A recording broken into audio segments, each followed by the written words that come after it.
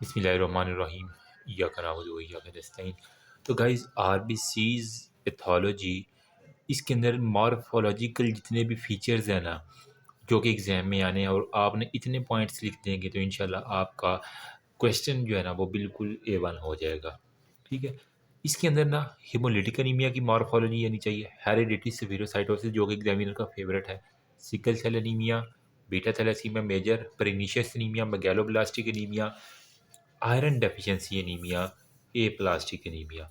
ठीक है। तो ये कुछ मिला मिला के कोई 9 को बनती हैं चीज़ें। तो आरबीसीज़ में इन्हीं के गिर्द जो है ना वो कहानी घूमती है। तो मैं इनके पॉइंट्स बताऊँगा, उनको रटा लगा लेना, बस आपकी जो है ना मॉर्फोलॉजी कंप्लीट हो जाएगी, क्योंकि अब मॉर्फोलॉजी के ऊपर बहुत ज़्यादा रिक्वेस्ट है इस वजह से।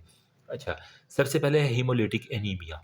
हीमोलिटिक एनीमिया के अंदर ना आपको एक तो रेटिकुलोसाइटोसिस मिलेगी इन दी पेरिफेरल ब्लड। ठीक है। इसका सबसे पहले मैं पॉइंट्स लिख देता हूँ। ठीक है। रेटिकुलोसाइटोसिस जो है ना वो आपको कहाँ मिलेगी? पेरिफेरल जो ब्लड है स्मेयर, वहाँ पे आपको मिल जाएगी। ठीक है। फिर मैरो एरिथ्राइड्स हाइपरप्लेजिया आपको मिलेगा। बोन मैरो के अंदर हमारे पास क्या होगा? एरिथ्राइड हाइपर हाइपरप्लेजिया आपको मिल जाएगा। ठीक है।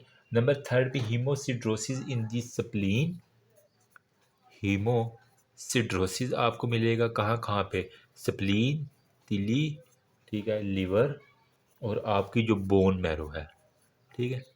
हीमोसिड किया था वो जो आयरन को जो है ना बाइंडिंग वाले सारे के सारे होते हैं, तो मैं यूँ कह लें कि आयरन की अकामुलेशन कहीं ना कहीं हो रही है, तो बोन मैरो, लिवर, स्प्लीन के अंदर आपको ये मिल जाएगा। तो हीमोलिटिक एनीमिया की अगर मार्फोलॉजी आ जाए तो आप ये पॉइंट्स अगर लिख देंगे, इवन के ऑस्पी के अंदर भी आ जाते हैं, तो आपका मोर देन इनफ होगा। नेक्स्ट हमारे पास है हेरिडिटी सेफिरोसाइटोसिस। तो नाम में ही काम है, मतलब सेफिरोसाइटोसिस, सेफिरोसाइट्स हमारे पास क्या होता है कि गोल से यूँ कह लें कि आरबीसीज होते हैं और इनके अंदर कोई भी सेंट्रल जो है ना वो पेलर एरिया हमारे पास नहीं होता, तो इसे हम कहते हैं हेरिडिटीज।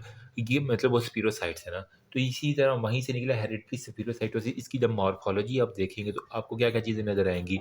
टॉप ऑफ दिल्ली साहब ने स्पीरोसाइट्स मिलने हैं आपको। ठीक है।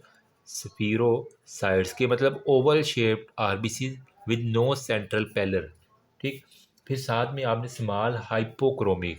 ठीक है। एक तो एस से सफीरोसाइट है, एक तो स्मॉल है। साथ में आपने इसका क्या लिखना है? Hyperchromic red blood cell. ठीक है। हाइपर क्रोमिक होंगे हमारे पास RBCs along with lacking the central zone of pallor.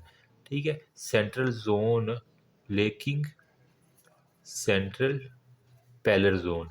ठीक है। सेंटर में कोई भी पैलर जोन आपको नहीं दिखेगा, ये इसकी बड़ी निशानी है। ठीक है। फिर आपने कहना है कि रेटिकुलोसाइटोसिस जो है ना वो आपको इवन ये जिस तरह यहाँ पे पेरिफेरल ब्लड स्मेयर में दिख रही थी, रेटिकुलोसाइट वही एरिथ्रोसाइट में कन्वर्ट होता है ना आरबीसी की। अगर आपको प्रोडक्शन बताओ तो यहाँ पे भी आपने यही कहना है कि रेटिकुलोसाइटोसिस जो है ना वो आपको पेरिफेरल ब्लड के ऊपर मिल जाएगी। ठीक है। साथ में आपने मैरो का जो है ना वो एरिथ्राइड हाइपरप्लेजिया, ये सेम यहाँ पे लिख देंगे, इजी हो गया। बोन मैरो का हमारे पास एरिथ्राइड, क्योंकि वो ज़्यादा हद से ज़्यादा बना रहा है तो एरिथ्राइड हाइपरप्लेजिया हो जाएगा। साथ में हीमोसिड्रोसिस इन दी स्प्लीन, लिवर और किडनी। मतलब ये बाकी सारे पॉइंट्स भी यहाँ पे फिट हो जाते हैं, इसकी वजह से इसको मैंने दोनों को इकट्ठा लिख दिया, इजी हो गया। नेक्स्ट हमारे पास आता है सिकल सेल एनीमिया। अब सिकल सेल एनीमिया के अंदर आपको जो पेरिफेरल ब्लड मिलता है ना, ठीक है, यहाँ पे हमारे पास क्या होता है? Irreversibly sickle shaped. दातरी किस तरह की होती है? जो घास काटने वाली होती है, तो यूं करके होती है ना सिकल शेप। तो यूँ कह लें कि आपको इरिवर्सिबली, जो एक दफ़ा हो गया वो दोबारा रिवर्सिबल नहीं होगी, इरिवर्सिबली सिकल शेप्ड आपको आरबीसी मिल जाएगी। साथ में रेटिकुलोसाइटोसिस आपको मिल जाएगा, रेटिकुलोसाइटोसिस हो जाएगा। और साथ में आपको टारगेट सेल्स जो है ना वो मिल जाएंगे। और इसके अंदर हमारे पास हाउस जॉलीज बॉडी। ठीक है। एक लफ्ज़ इसमें लिखा हुआ है HOWELL। ठीक है। हाउस JOLLY जॉलीज बॉडी, जिसके अंदर हमारे पास क्या होता है? स्मॉल न्यूक्लियर रेमनेंट्स इन दी आरबीसीज। मतलब आरबीसीज के अंदर आपको न्यूक्लियर के छोटे छोटे रेमनेंट्स मिलेंगे, जिसे हम हाउस जॉली बॉडी कहते हैं। तो सिकल सेल यूँ कह लेंगे, जोली जो है ना वो दातरी लेके घास काटती है। ठीक है। तो हाउस जॉली बॉडी ये पक्का MCQ है, सिकल सेल एनीमिया की बड़ी निशानी है, इजी हो गया। अब हमारे पास आ जाती है जी बोन। जब आप सिकल सेल एनीमिया वाले पेशेंट की देखेंगे ना, तो वहाँ पे आपको सेम वही मैरो का हमारे पास हाइपरप्लेजिया नज़र आएगा।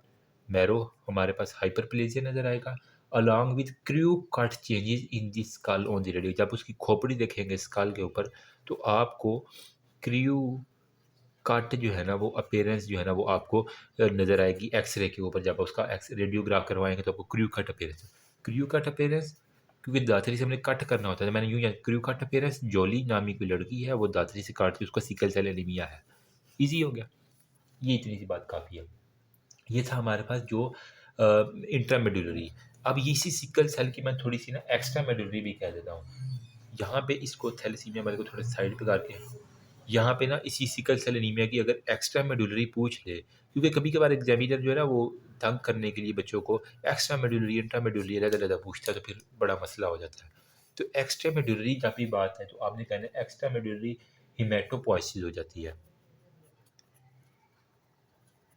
हिमेटोपोइसिस हो जाएगी, साथ में पिगमेंट गाल स्टोन। मतलब अब बोन से बाहर हम जा रहे हैं, ठीक है, तो जो गाल स्टोन हो गए ना, वो आपको मिल जाएंगे पिगमेंटेड गाल स्टोन। साथ में आपको early childhood and in large spleen, early childhood plus in large जो है ना, वो आपको स्प्लीन मिल जाएगी। स्प्लीन भी आपको बड़ी हुई मिलेगी। फिर आपने कहना है with time and splenic infection fibrosis और श्रिंकेज आपको वहाँ पे मिल जाएगी, ठीक है। क्योंकि गास्ट्रोन के अंदर आ गए तो फिर वहाँ पे क्या होगा, लिवर के अंदर फाइब्रोसिस होगी और हमारे पास वहाँ पे श्रिंकेज भी होना शुरू हो जाएगी, जिसे हम कहते हैं इवन स्प्लीन के अंदर, ठीक है। ऑटो स्प्लीनेक्टमी का यहाँ पे फिनोमेना होगा। ऑटो स्प्लीनेक्टमी जो है ना, वो आपको सिकल सेल एनीमिया के अंदर दिख जाएगी, ठीक है। साथ में कह रहा है कि हमारे पास इन्फेक्शन ऑफ बोन होगा, इन्फेक्शन ऑफ बोन्स होगी, साथ में ब्रेन होगा, और साथ में हमारे पास किडनी की होगी, साथ में आपका लीवर होगा, साथ में रेटिना होगा, और साथ में पल्मोनरी जितने भी आर्गन है उनकी हमारे पास इन्फेक्शन, क्योंकि वहाँ पे खून नहीं सी जा रहा, ऑटो स्प्लीनेक्टमी हो चुकी, स्प्लीन खुद ब खुद खाई जा रही है, वहाँ पे फाइब्रोसिस श्रिंकेज हो गई है। अर्ली चाइल्डहुड में इलाज, वो तिली बहुत ज़्यादा बड़ी हुई होगी, गालस्टोन के अंदर पिगमेंट्स नज़र आएंगे, ये सारी की सारी इसकी एक्स्ट्रा मेडुलरी है। अगर इंट्रामेडुलरी पूछ लें तो ये वाली, एक्स्ट्रा मेडुलरी पूछ लें तो हमारे पास सिकल सेल की ये वाली आपने लिख देनी है। ईजी हो गया। अच्छा जी, नेक्स्ट हमारे पास आता है बीटा थैलेसीमिया मेजर, ठीक है। तो इसकी को मैं यहाँ पे लिख दूँ या मैगेलोब्लास्टिक लिखने है साथ लिखने, चलो इसको यहीं मैं कोशिश करता हूँ एडजस्ट करने की, ठीक है। बस थोड़े से पॉइंट है बीटा थैलेसीमिया के, आपको वो पता होंगे तो काफ़ी हो जाएगा। नंबर 1 पे एनिसोसाइटोसिस, एनिको पढ़ते हैं कुछ कुछ, इसको एनिकोसाइटोसिस हो जाता है। ये क्या होता है? अनइक्वल साइज के जो आरबीसीज हैं, कोई आरबीसी बड़ा होगा, कोई बिल्कुल छोटू सा होगा, कोई दरमियाने साइज का होगा। तो यूँ कह लेंगे अनइक्वल साइज के जो आरबीसीज है ना, वो बीटा थैलेसीमिया मेजर के अंदर मिलेंगे। फिर आपको पैकिलोसाइटोसिस हो गया, POIKIL, पैकिलोसाइटोसिस एक लफ्ज़ आपको नज़र आएगा। यहाँ पे आपको उसकी शेप के अंदर डिफरेंस मिलेगा, कोई इस तरह का होगा ओवल शेप्ड, कोई बिल्कुल राउंड होगा, कोई बिल्कुल यूँ करके साइज सेम है, लेकिन शेप उनकी जो है ना वो चेंज होगी। अगर साइज डिफरेंट हो, एनिस्कोसाइटोसिस बनना, पोकिलियोसाइटोसिस हमारे पास अगर शेप के अंदर कुछ ना कुछ आ गया। साथ में माइक्रोसाइटोसिस और हाइपोक्रोमिक होगा, ठीक है। माइक्रो साइटोसिस जो बनेंगे वो बिल्कुल छोटू छोटू से होंगे, और हमारे पास हाइपोक्रोमिक होंगे, उसके अंदर जो हाइपोक्रोमिक होंगे मतलब उनका रंग जो है ना वो फीका फीका सा यूँ कहने होगा। साथ में आपको टारगेट सेल मिल जाएंगे, ठीक है, टारगेट सेल मिल जाएंगे अलॉन्ग विद बेजोफिलिक स्टिपलिंग, बेजोफिलिक आपको स्टिपलिंग मिल जाएगी, ठीक है। ये भी एक बड़ा इंपॉर्टेंट है। फ्रेगमेंटेड आरबीसीज, आरबीसीज जो है ना उनके अंदर बहुत ज़्यादा आपको फ्रेगमेंटेड, रिमेंबर हम बीटा थैलेसीमिया मेजर को डिस्कस कर रहे हैं, तो फ्रेगमेंटेड आपको आरबीसीज जो है ना वो मिल जाए, ठीक है। और अलॉन्ग विद बाकी आप लिखेंगे रेटिकुलोसाइटोसिस हो सकता है, यहाँ पे जिस तरह आपने लिखा ना, सेम इसी को कॉपी पेस्ट कर देंगे, यहाँ पे भी रेटिकुलोसाइटोसिस हो जाएगा, ठीक है। नार्मोब्लास्ट जो है ना, यहाँ पे हमारे पास था पेरिफेरल में, यहाँ पे आपको नार्मोब्लास्ट जो है ना वो आपको पेरिफेरल में सेल में जो आरबीसी के होते हैं ना, अगर आपको प्रोडक्शन याद हो, नार्मोब्लास्ट हो गया, रेटिकुलोसाइटोसिस, एरिथ्रोसाइटोसिस, वो सारे के सारे होते हैं। यहाँ पे भी आपको जो है ना वो जो रेडियोग्राफ होगा उसके ऊपर भी आपको बीटा थैलेसीमिया, जिस तरह हमारे पास यहाँ पे था crew cut appearance, beta thalassemia के अंदर भी आपको रेडियोग्राफ के अंदर क्रू कट अपीयरेंस जो है ना वो आपको मिल जाएगी।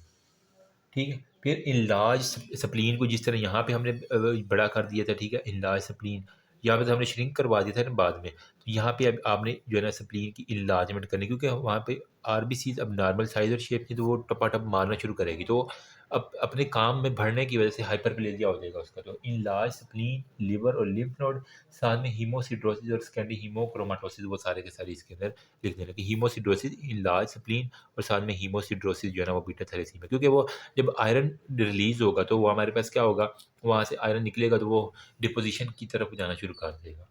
अच्छा, फिर हमारे पास आ जाता है जी,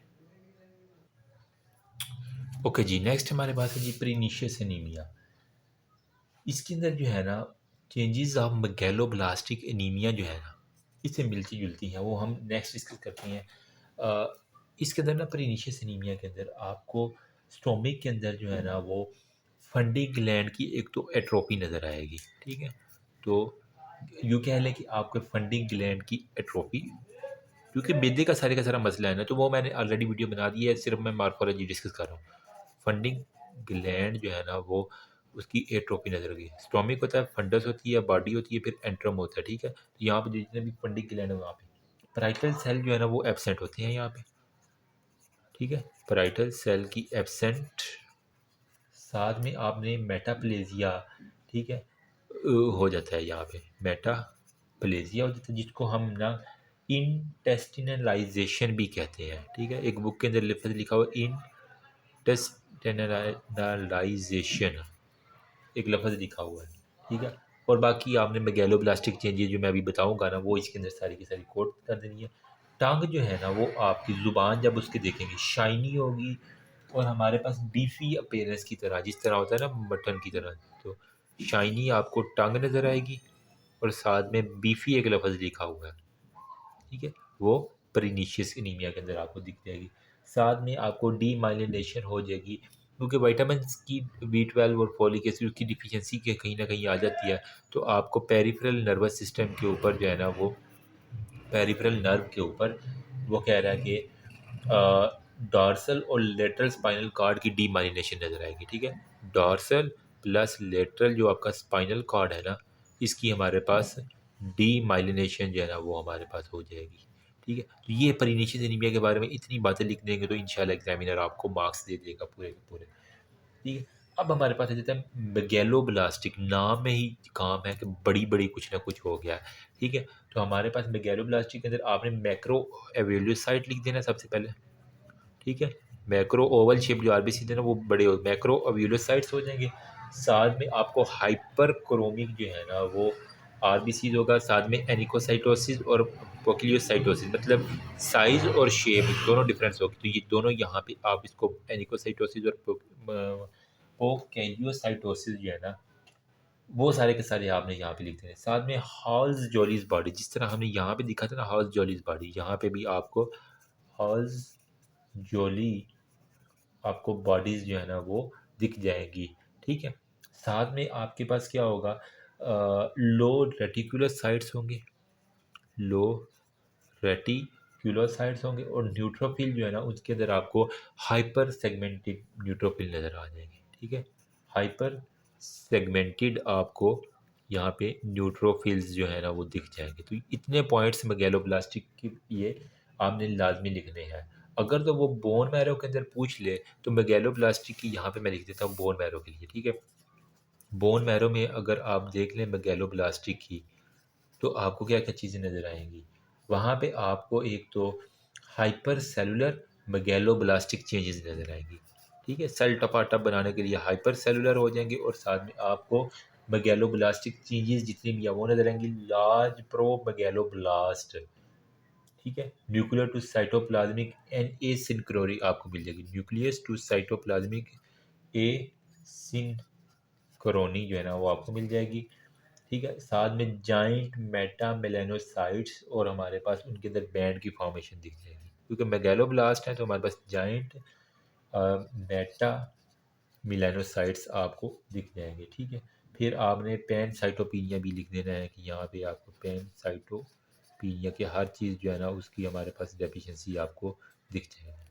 ठीक है, मतलब W B C R B C platelets जो है ना उनके नॉर्मल जो प्लेटलेट्स हैं उनकी हमारे पास डेफिशिएंसी नज़र आती है। तो ये हमारे पास थी इसके बारे में। नेक्स्ट हमारे पास आयरन डेफिशिएंसी एनीमिया। तो आयरन डेफिशिएंसी मतलब नाम में ही काम है। ठीक है, इसके लिए हमारे पास क्या है कि absence of sustainable iron in the macrophages आपको मॉर्फोलॉजी के अंदर देखेंगे। ठीक है, एब्सेंस ऑफ हमारे पास जो भी सस्टेनेबल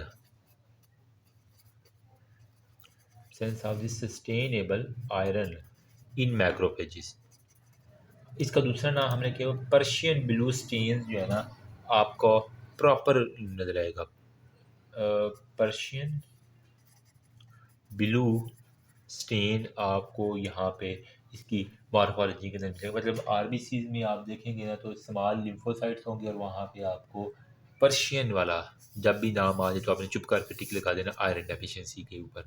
ठीक है, फिर आपके पास जो है ना माइक्रोसिटिक और हाइपोक्रोमिक आरबीसीज होंगे। आरबीसीज आपको एक तो क्योंकि आयरन की डेफिशिएंसी होगी, एक तो माइक्रोसिटिक हो गया और साथ में क्रोमिक है तो हाइपोक्रोमिक आपको आरबीसीज मिल जाएंगे। ठीक है, फिर हमारे पास enlarge zone of the central pallor, जो सेंट्रल पैलेट जोन है ना आरबीसी का वो हमारे पास इन लार्ज हो जाएगा। Enlarge central pallor zone होगा along with haemoglobin in the macro. अच्छा, यहाँ पे जो है ना वो पेक्यूलियोसाइटोसिस मतलब अब नॉर्मल शेप एक तो आपको आरबीसी होगा और जो पॉइंट आता है एमसीक्यू का पेंसिल शेप जो है ना अगर आपको दिख गया है। ठीक है, आरबीसी तो pencil shaped RBC iron deficiency anaemia के अंदर होती है। इजी हो गया, जैसे सारे मैं एमसीक्यू पॉइंट बता रहा हूँ। फिर हमारे पास आता है जी ए plastic anaemia. Aplastic anaemia के अंदर हमारे पास क्या होता है, बोन मैरो में हमारे पास हाइपोसेलुलर होंगे, हाइपोसेलुलर बोन मैरो होंगे, divide of haematopoietic cell of fat cells होंगे, साथ में आपको यूँ कह लें कि फाइब्रस जो है ना वो स्ट्रोमा नज़र आएगा। ठीक है, और scattered lymphocytes and plasma cell होगा। Scattered lymphocytes plus plasma cells और साथ में ड्राई टॉप जो है ना वो बोन मैरो, एक इसने लफ्ज़ लिखा होता है यहाँ पे dry top, dry tap bone marrow, sorry top नहीं ड्राई टैप बोन मैरो किसकी निशानी है, ए प्लास्टिक। यूँ कह रहे कि प्लास्टिक ड्राई हो गया तो ड्राई टैप कर लेना। अदर चेंजेस में ग्रेनुलोसाइट साइटोपिनिया, ग्रेन्यूलो साइटोपिनिया आप लिखेंगे क्योंकि जो ग्रेनुलोसाइट है उनकी डेफिशिएंसी होगी और हमारे पास थ्रोम्बोसाइटोपिनिया भी हो जाएगा। थ्रोम्बोसाइटोपिनिया यहाँ पर हो जाएगा। और ये multiple if multiple transfusion, bar bar A plastic anaemia की ट्रांसफ्यूजन हमने करवाई है तो सिस्टेमिक हीमोसिड्रोसिस भी आपको दिख जाएगा। ठीक है, हीमोसिड्रोसिस मतलब आयरन की वहाँ पे डेपोजिशन दूसरी जगह पे हो जाएगी। लास्ट में हमारे पास है जी डिसएम्बिनेटेड इंट्रावेस्कुलर कोआगुलेशन। इसका यूक्यूज आया हुआ था आई थिंक 2021 के अंदर, मैंने किसी एग्जाम के अंदर देखा था। तो डिसएम्बिनेटेड इंट्रावेस्कुलर कोआगुलेशन के अंदर आपको थ्रोम्बाई, किडनी और लंग्स, सेंट्रल नर्वस सिस्टम और इन चारों के बारे में आपको पता होना चाहिए। ठीक है, मतलब कि वेसल्स के अंदर जो है ना वो कोआगुलेशन हो रही है तो मेनली जो है ना वो आपको थ्रोम्बाई कहाँ कहाँ मिलेगी, किडनी के ऊपर, ठीक है, लंग्स के ऊपर और आपको सीएनएस के ऊपर जो है ना वो मिल जाएगी। लंग्स, किडनी और सीएनएस के ऊपर होगा। ठीक है, थ्रोम्बाई जो है ना वो brain, heart, lungs, kidney, spleen जो जो आपके देह में आ रहे हैं। किडनी के ऊपर वो कह रहे हैं कि स्मॉल थ्रोम्बाई इन दी ग्लोमेरुलर। ठीक है, स्मॉल थ्रोम्बाई होगी इन ग्लोमेरुलर। ठीक है, ग्लोमेरुलस के अंदर। साथ में swelling of the endothelial cell हो गया, जो एंडोथीलियल जो सेल्स है ना वहाँ के आपको स्वेलिंग नज़र आएगी। ठीक है, फिर लंग्स के अंदर जो है ना वो कह रहा है कि एल्व्यूलर मैक्रोफेजेस जो है ना इसके अंदर आपको एल्व्यूलर मैक्रोफेजेस, ठीक है, उसके अंदर आपको क्या मिलेगा, थ्रोम्बाई मिल जाएंगी। एल्व्यूलर कैपिलरीज, सॉरी मैक्रोफेजेस कह रहा हूँ, एल्व्यूलर कैपिलरीज जो है छोटी छोटी जो कैपिलरीज हैं उसके अंदर आपको माइक्रोथ्रोम्बाइज बहुत ज़्यादा मिल जाएंगे। एडीमा होगा और फिब्रिन जो है ना वहाँ पे हो, एडिमा प्लस फिब्रिन जो है ना इसकी हमारे पास एक्सुडेशन होगा हाईलाइन मेम्ब्रेन के अंदर। बाकी सेंट्रल नर्वस सिस्टम के अंदर वो कह रहा है हमारे पास माइक्रो इन्फॉक्शन जो है ना वो बहुत ज़्यादा होगी, हल्की हल्की जगह, क्योंकि दिमाग की जब वेसल छोटी होती है तो हमारे पास माइक्रो इन्फेक्शन जो है ना वो सेंट्रल नर्वस सिस्टम के ऊपर हर जगह मिलेगी। मेनिंगोकोक्सीमिया, फिब्रिन थ्रोम्बाई जो है ना, अब इसकी वजह से वो क्या है, वाटर हाउस प्रेगनेंट सिंड्रोम जो है ना वो हमें दिख जाता है यहाँ पे। Water house FRIDERICHESN pregnance syndrome इस तरह का एक नाम है। वो कह रहा है कि हमारे पास फिब्रिन थ्रोम्बाई काज एड्रीनल हेमरेज, जब गुर्दे की एड्रीनल हेमरेज होगा ना, एड्रीनल ग्लैंड का हेमरेज, तो इसकी वजह से जो सिम्टम्स हमारे पास आएंगे वो होगा। और वो कह रहा है कि बस यही बात है बस। ठीक है, तो आरबीसीज के बारे में ये मॉर्फोलॉजी अगर आप कर लेंगे तो इंशाल्लाह आपकी कोई एग्ज़ाम के अंदर मसला नहीं होगा। ठीक है, इसको रटा लगा लेना। पर्शियन ब्लू कहाँ पे आता है, हाउस जॉलीज बॉडी कहाँ पे आती हैं। अगर किसी को नहीं ना समझ आ रही हाउस जॉली बॉडी क्या होती है, तो ये बेसिकली क्या है, आरबीसीज के अंदर जो है ना वो न्यूक्लियर रेमिनेट्स होगा। ठीक है, छोटे छोटे मैंने यहाँ बताया भी था न्यूक्लियर रेमिनेट छोटे छोटे आरबीसीज के अंदर सिर्फ हाउस जॉलीज बॉडी का आते हैं, तो वो आप बता देना कि ये होते हैं। ठीक है, तो इसका स्क्रीन शॉट ले लो और इसको अच्छे से तैयार कर लेना, इंशाल्लाह काम आ जाएगा। That's all about, thank you so much, अल्लाह हाफिज़।